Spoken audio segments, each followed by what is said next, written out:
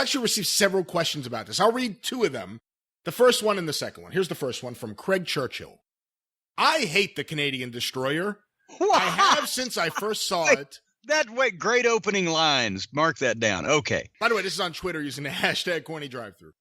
I hate the Canadian Destroyer. I have since I first saw it. And that Ibushi video did nothing to improve my opinion of it. Is it just me? Or does the recipient of that move look like he's doing most of the work? Or am I overanalyzing? And that's the first question. The second question is from Jason D. Given the recent clip of some Nimrod in Japan repeatedly flipping about as if a blow-up doll was giving him a flipping pile driver, I'm curious what Jim's opinion of the actual Canadian Destroyer was when he worked in TNA. I've always thought it was one of the dumbest moves in wrestling, as it always stretched suspension of disbelief beyond the breaking point and was tantamount to exposing the business, or at least what passes for exposing the business these days. Did Jim like or dislike the move? And if he disliked it, did he try to discourage Petey Williams from using it? Well, first of all, no, I didn't, because bless him, at the time, that was the only thing that Petey was doing that people really paid attention to, because they had buried him in that. When I first started at TNA, Jeff Jarrett, I should say, asked me to give him my thoughts on the show every week when it aired, which I think still fax at that point down to Nashville to his house or whatever. And Petey at the time was in the group, and I can't remember, I think it was Saban and Shelley at that, but well, maybe they had them more in the tag team division, but all the 6 cruiserweights, or what was their weight division? The 6 little guys that did high spots and they beat like drums every week is basically the X division. Thank you very much. I said the X division. I said this actually, and I think Jay Lethal was in at that point. So I said, you got Jay Lethal and 5 other guys in the X division that you beat every week, and just all they do is high spots look like a video game match, and no importance is ever placed on any of them, and it's the same fucking shit every week.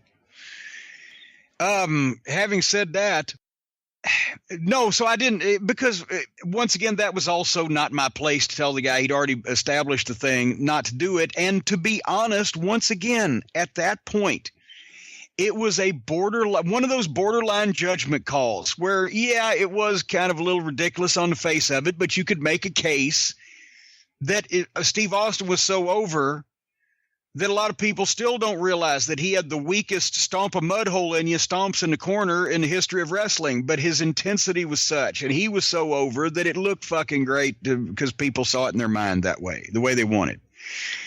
So it's his move. More importantly, it's the same thing that happened when Muta was doing the moonsault and was the only one doing the moonsault.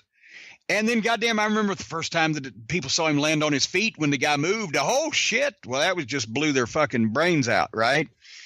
And then here comes Vader does the moonsault, 400 pounds. And then Terry Funk does the moonsault, 50-something years old. And the girls start doing the moonsaults. Now the girls can do it. And then indie shows.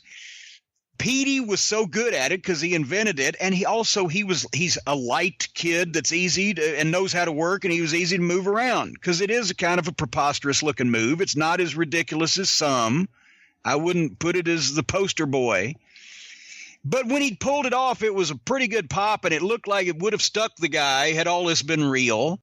So it wasn't something to fucking die on that hill. But then when everybody has started imitating it, and then it was off the second rope, and then it's off the top rope, or then it's off the apron through fucking table or whatever the fuck. Now it's crossed the line all the way over into preposterous and been made immaterial too, because now everybody has had so many people do it that not only have they seen through it, because as we know in wrestling, the more often something gets repeated, the more people have a chance to see through it and see how it's done.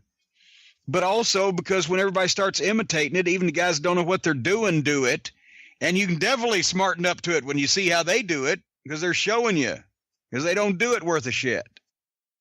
So at this point, and we're not even talking about the blow up doll, but just at this point, yes, it's meaningless like everything else, because they've beat it to, and then it's not a finish anymore. So who gives a shit anyway? Why would you fucking do all that? Because it is risky, unless you're, fucking very tiny.